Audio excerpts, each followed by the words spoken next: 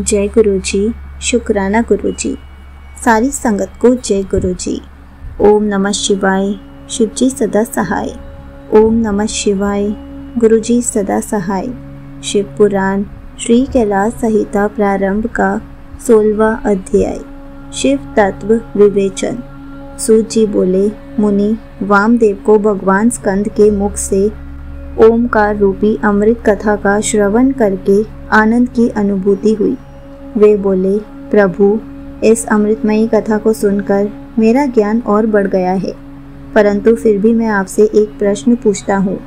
भगवान सदा शिव से लेकर कीर्ति पर्यंत तक इस जगत में स्त्री पुरुष ही दिखाई देते हैं। इस रूपवान अद्भुत संसार की उत्पत्ति का कारण वे परमेश्वर ही है या कोई अन्य रूप है? विद्वान और शास्त्रों के अनुसार इसके अनेक प्रकारों का वर्णन करते हैं। कृपा कर मुझे जगत सृष्टा भगवान शिव के भाव का वर्णन कीजिए। मुनि वामदेव के इस प्रकार उपनिषद गर्भित रहस्य को समझकर स्कंद देव बोले, हे महामुनि, जिन परम शिव तत्व शिव ज्ञान को आप सुनना चाहते हैं वह मैं आपको सुनाता हूँ। यही ज्ञान मेरे पिता देवादिदेव भगवान शिव ने मेरी माता देवी पार्वती को सुनाया था।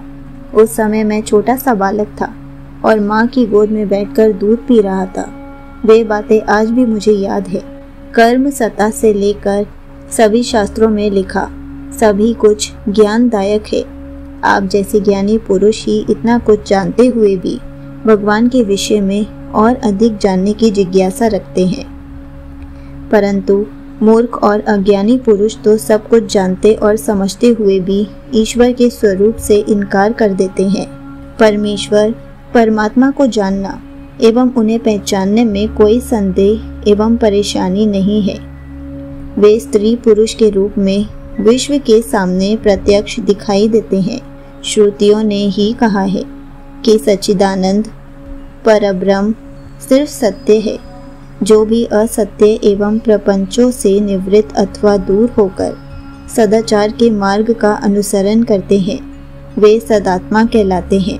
वही प्रकाश से चित होकर जगत के कारण बन जाते हैं। वे ही शिव भक्ति भाव को प्राप्त हुए हैं। उन्हीं को भगवान शिव और शक्ति संयोग से परम आनंद की प्राप्ति होती है। संगत जी, यहीं पर शिव पुराण श्री कैलाश संहिता प्रारंभ का 16वां अध्याय समाप्त होता है। जय गुरु जी, शुक्राना गुरु जी।